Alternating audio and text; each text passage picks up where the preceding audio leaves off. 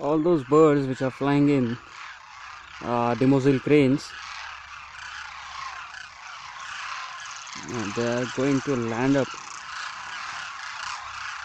in the water body besides which I am standing right now.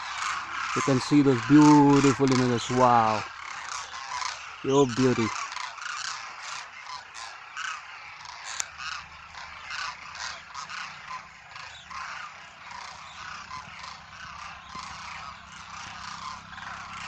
And now see this.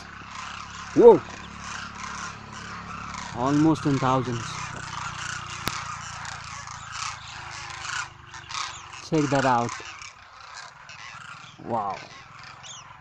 Okay, so this is a place called Vadla, which is very near, just few kilometers away from Nal Sarovar Bird Sanctuary in Gujarat.